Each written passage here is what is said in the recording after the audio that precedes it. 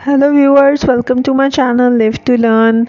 Once again, I Falak Iqbal. I'm here with you with another presentation, and this presentation is a demo for teaching primary standard, and it is in the mode of online presentation. Okay, so basically, I thought that in today's world, people are already facing a lot of unemployment, और आजकल जब teachers job के लिए जाते हैं तो उनको एक डेमो देने को कहा जाता है, ठीक है, and that demo is normally in the form of an online presentation. So in such a situation, teachers face a lot of problems because all their life teachers have never done this thing. Teachers have always gone to the field, classroom में जाके पढ़ाया होता है, board use किया होता है. तो ऐसे प्रेजेंटेशन बना के पढ़ाना मुश्किल होता है. पढ़ाना तो चलो आप कर ही लेते हो, एक डेमो देना इज़ नॉट ईजी. ठीक है, एक प्रेजेंटेशन तैयार करना जिसकी बेसिस पे आपका सिलेक्शन होना हो, that is not easy. So in this video I am going to present a demo for teaching primary standard, and that will be class 5. Title page is the most important page as it is the first impression of your presentation. So the first impression has to be very strong and very clear. So in this presentation you can see that on the very top, on the very first line, हमने बहुत clearly लिख दिया that this is a demo lesson for job interview and this is the first thing that you need to write, ताकि पढ़ने वाले को, देखने वाले को क्लियर हो that what is the purpose of this presentation. ठीक है, then definitely if you are applying for post of a teacher, तो आपने आगे मेंशन करना है कि आपकी प्रेजेंटेशन किस क्लास ग्रुप के लिए, किस ग्रेड के लिए, किस स्टैंडर्ड के लिए. So I have written class 5 and subject social studies, दोनों चीज़ें मैंने मेंशन कर दी हैं. जो भी आप क्लास और सब्जेक्ट आपको दिया जाएगा for the demo, you will right it down over here. Lastly जो बहुत इंपॉर्टेंट चीज़ होती है that is name of the book. ठीक है, आपको अगर कोई टाइटल नहीं दिया जा रहा है, बुक दी जा रही है, या टाइटल भी बेशक दिया जा रहा हो, लेकिन फर्स्ट पेज पे बुक मेंशन करना बहुत इंपॉर्टेंट होता है. ठीक है, I have written Cambridge social studies 5 because that was the book of Cambridge. अगर आपको वहाँ पे कोई ऐसी बुक मिल रही है जिसके साथ ऑथर लिखा हुआ है, कैम्ब्रिज की बुक्स वैसे ही अलग होती हैं, इसलिए ऑथर मेंशन करने की ज़रूरत नहीं होती. कैम्ब्रिज, ऑक्सफोर्ड, इनकी बुक्स वैसे ही सेपरेट होती हैं, डिफ्रेंशिएट हो जाती हैं, तो इतना प्रॉब्लम नहीं होता. लेकिन अगर आप किसी लोकल बुक से डेमो प्रिपेयर कर रहे हो तो आपको ऑथर मेंशन करना बहुत इंपॉर्टेंट होता है. So you will write the, in that case you will write name of the book and by, जो भी उसका ऑथर है आपने वो लिख देना. So this is the first page, very neat, very clear. आप चाहो तो एंड में ये भी लिख सकते हो प्रेजेंटेड बाय, आप अपना नाम मेंशन कर सकते हो, but for job interview the people already know you, तो इसलिए वो इतना इम्पोर्टेंट नहीं होता. Alright, the next page is about the session, the start of the session. तो मैंने यहाँ ऊपर mention कर दिया था, this is the first session, this is the first presentation that I'm going to present. इसमें मैंने एक टेबल लिखा है, एक टेबल दे दी है जिसमें मैंने अपने लेक्चर की थोड़ी सी स्पेसिफिकेशंस बता दी हैं कि मेरा जो लेक्चर है वो ग्रेड 5 का है, सोशल स्टडीज़ सब्जेक्ट है, 40 मिनट्स का होगा, और mode of lecture is Google Meet. You know, in online lectures it is very important to mention Google Meet, क्योंकि ऐसी presentations आप normally email करते हो, ऐसे जो demos होते हैं, क्योंकि आपको पता है इन online system you don't go physically to the field, आप ऑनलाइन जो है वो फॉरवर्ड कर देते हो emails. तो ऐसे में बहुत clearly tables बना लेने चाहिए, चीज़ें मेंशन कर लेनी चाहिए ताकि पढ़ने वाले को प्रॉब्लम ना हो. So this is the second slide. Now in the third slide I have mentioned the unit 5, our world. अब our world में वैसे भी लिख सकती थी, लेकिन यहाँ पे हम टाइटल पेज बना रहे हैं, इसलिए हम बहुत क्लियरली our world मेंशन कर रहे हैं. 5 क्लास है, so I have made it colourful. अगर थोड़ी हायर क्लास होती तो मैं थोड़ा डिफरेंट फॉर्मेट में our world लिखती, लेकिन अभी 5 क्लास है, किड्स आर स्मॉल, तो ऐसी चीज़ें हमें बीच में डालनी चाहिए जो थोड़ी अट्रैक्टिव हो, थोड़ा सा पता चले कि आप अगलों की जो अटेंशन है वो ग्रैब कर रहे हो, and you have the ability to grab the attention of the audience. वरना आपकी कोई प्रेजेंटेशन सुनेगा नहीं, कोई देखेगा नहीं. ऐसे कलर्स होंगे बीच में, स्पेशली इन स्मॉल क्लासेस, छोटी क्लासेस में से जो है वो इम्पॉर्टेंट होती है चीज़ें ऐड अप करना। तो जब आप एक डेमो बनाओगे जॉब इंटरव्यू के लिए और उसमें चीज़ें डालोगे, it will give a very good impression that you know how to handle the kids, how to handle the younger kids of that age group. वरना अगर आप अपने लेवल पे आके प्रेजेंटेशन बनाओगे then the people will think कि आपको नहीं डील करना आता स्टूडेंट्स के साथ। So this is the title, very clear, unit 5 our world. Now see before starting the chapter, basically तो ये एक चैप्टर है ना जो मुझे दिया गया है, जो मैं डेमो के लिए प्रिपेयर किया and I have to present it. तो मैं चाहती तो डायरेक्टली चैप्टर रीडिंग स्टार्ट कर देती, फर्स्ट पैराग्राफ स्टार्ट कर देती, यहाँ पे फर्स्ट पैराग्राफ की पिक्चर लगा लेती ऐसे कुछ करके और रीडिंग शुरू कर देती, but that doesn't look nice. I have made a page, I have made a slide जिसमें मैंने एक इंट्रोडक्शन दिया खुद से, and that is basically the background, the foreground which I am going to create, और उसी की बेसिस पर मैं आगे चैप्टर स्टार्ट करूँगी। ठीक है, तो यहाँ पे मैंने उसका बैकग्राउंड ऐसे क्रिएट किया है कि आवर वर्ल्ड है, चैप्टर में वर्ल्ड की बातें हैं। तो मैं पहले जनरल क्वेश्चंस करूँगी student say that what is your view about the world in which you live in. ठीक है, यहाँ पे भी मैंने एक पिक्चर लगा दी, आप भी ऐसे कर सकते हो, you can put on pictures, animations, and then I have put in 3 random questions. आपके एटलीस्ट शुरू के जो 5 मिनट्स हैं, 5 to 7 मिनट्स, वो इस चीज़ में, इस छोटी सी एक्टिविटी में जाने चाहिए ताकि स्टूडेंट्स जो हैं वो जाग जाएँ। ठीक है, वो उनको पता चल जाए that okay our chapter is going to start and you know this brainstorming is very important. तो यहाँ पे इस पॉइंट पे स्टूडेंट्स की एक तरीके से ब्रेन स्टॉर्मिंग हो जाती है जब आप उनसे सवाल करते हो, क्वेश्चन करते हो। Now the 3 questions I have written over here are, what do you see around in your environment?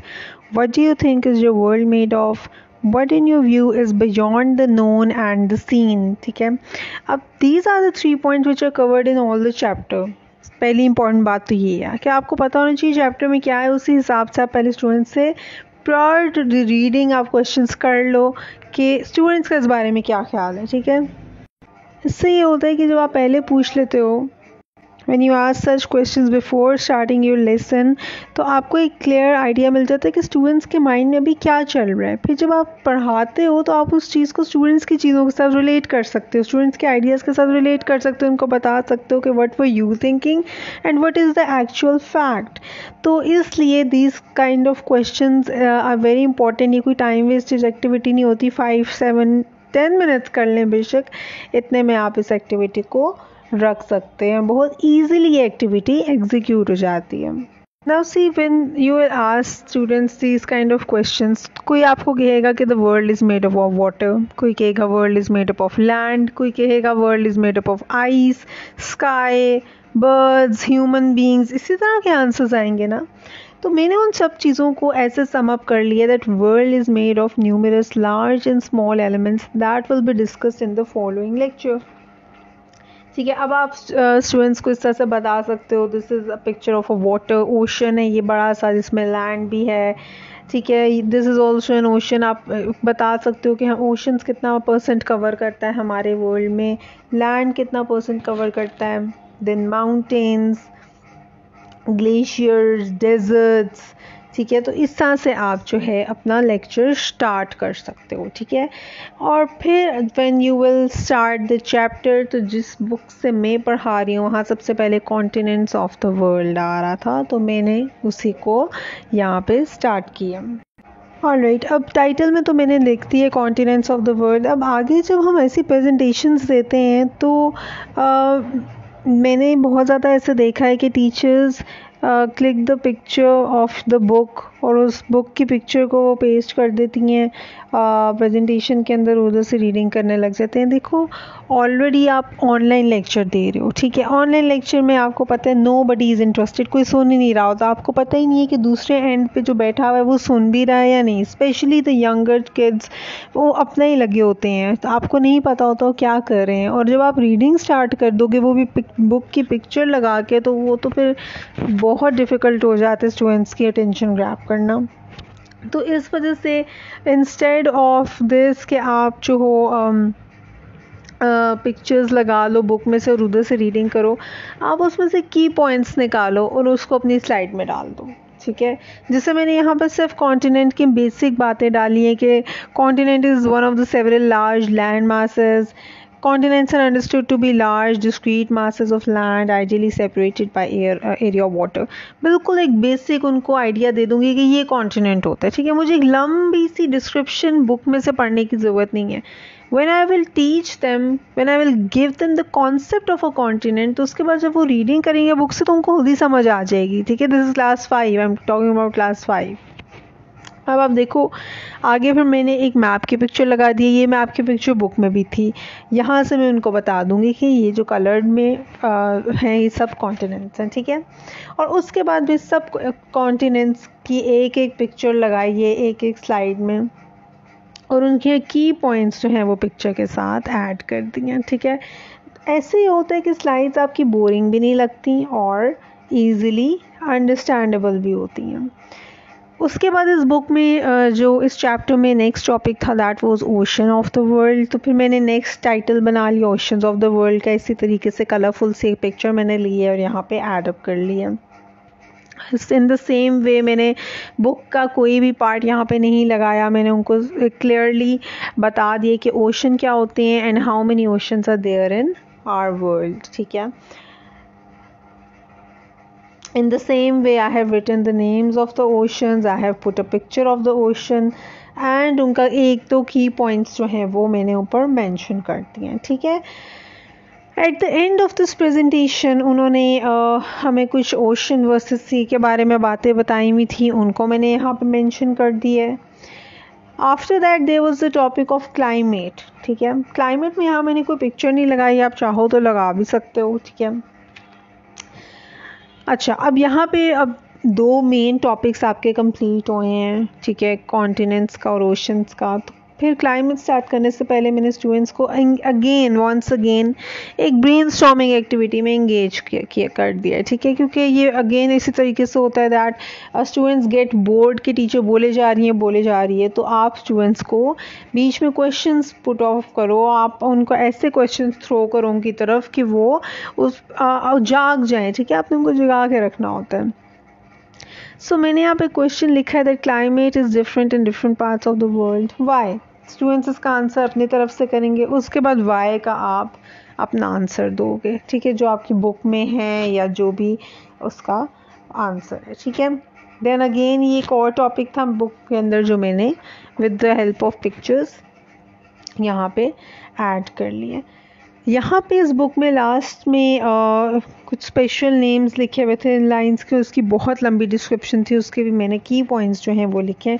Presentations in Pakistan I have seen the teachers face a lot of problems in the making online presentations. वो कहती हैं कि हमें class में जाके पढ़ाना ज़्यादा easy लगता है, but I think that presentation making is far more easier. आप उसमें से की पॉइंट्स निकाल के स्टूडेंट्स को टीच कर सकते हो, उनको बता सकते हो कि आप आगे जाके खुद रीडिंग करो and then you can ask the questions और ask about the difficulties if you face any.